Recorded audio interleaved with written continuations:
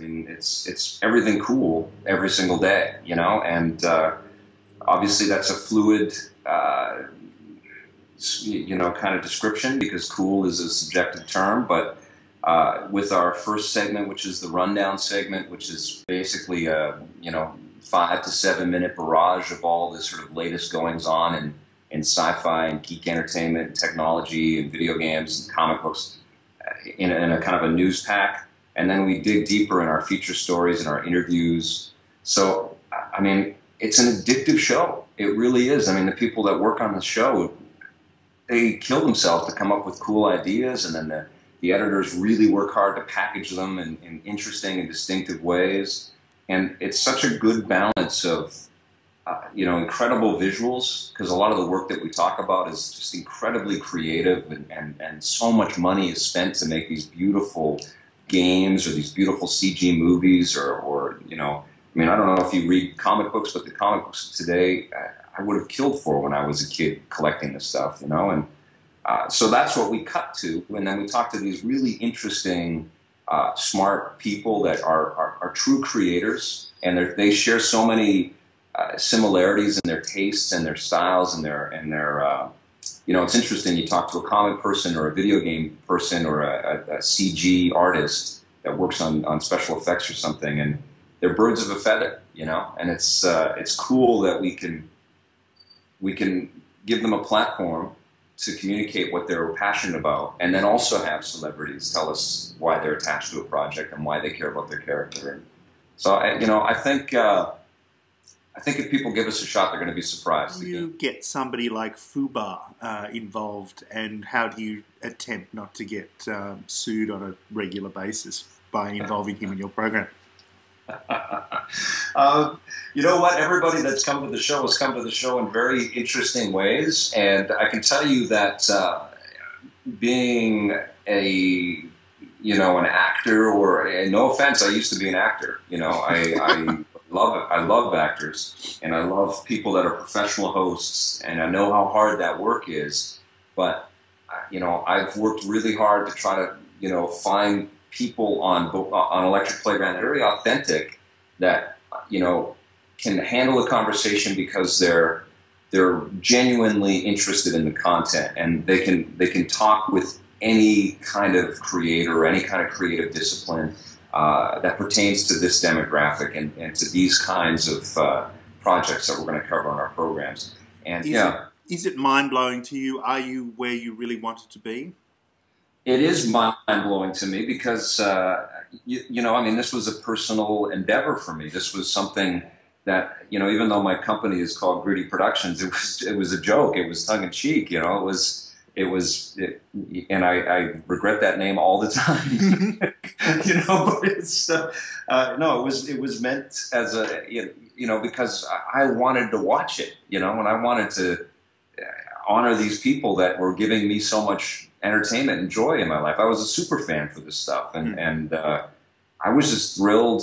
I mean, when I started, some of my first trips were to go and talk about this new game called Tomb Raider, and I went to Atari and met Dan Van Eldren, who was the president at the time, and he had been with the company since they actually had made the 2600 cartridges. And he told me that, you know, not only did they work on coding these games, but they would go into the warehouse and then actually screw drive the cartridges together and then load them into boxes and put them on trucks. And these were like my first interviews, and I'm like, oh my God, man, it was blowing my mind, you know. And it was a very auspicious beginning, you know. It really sort of opened my eyes that there is a lot to talk about here. And I think what's happened over 15 years is it's suddenly, it's cool to celebrate this material, and it's cool to be very vociferous and very opinionated and very conversational about, you know, geek entertainment and games. And I hoped it would be like that, but I never planned on it. I never said, yeah, for sure.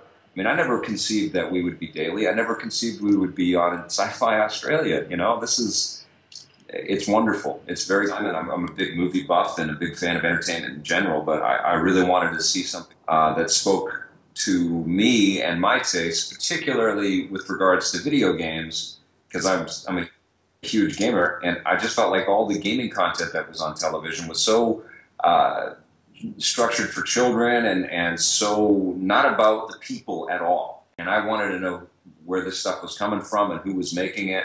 And I thought there must be other people that think about games like I do and care about games and wonder where this stuff comes from. And no one ever told me it was a bad idea. You know, nobody was really rushing to give us loads of money and pick it up and put it everywhere. But, you know, and just the fact that nobody said it was dumb kept us going, and we just kept pitching it and finding partners, and you know, we started with 13 episode seasons and then went to 26 episode seasons and 39 episode seasons and 50 episode seasons, and now we're daily. In terms of sci-fi, I mean, Star Wars influenced everything. You know, every game designer that's on the planet. I'm here talking to you because of Star Wars. There is no question in my mind. I was blown away by that film. And Superman, the original Richard Donner Superman, all of the, you know, James Cameron work through the 80s, all of that stuff was so inspiring to so many people, and it got us, you know, it was like an explosion in our imagination and all our collective imagination, and suddenly we dreamed of jobs like the jobs that you and I both have right now, which is incredible. But I think what happened is that those projects influence game makers, and game makers influence filmmakers, and suddenly we have these enormous properties like Lord of the Rings from Peter Jackson and The Matrix from the Wachowski brothers that are so overtly fantasy-driven and so much a part of, you know, not the day-to-day reality that we all live in, but feverishly, you know, hounded after, and everybody wanted to know everything about them, and they wanted to see them multiple times. And I think you can point to movies like that. And I'll tell you, one of the major catalysts for Electric Playground moving to a daily program, this was through our ongoing relationship with Rogers and G4 Canada in Canada. They saw this kind of crossing of an audience with the Grand Theft Auto 4 crowd and the Iron Man crowd, the big movie that Robert Downey Jr. was starring in. They were coming out on the same weekend. And there was a lot of speculation that they would eat into each other's marketplace, and that people would choose one over the other, and one of them wouldn't have the big opening that they thought they would.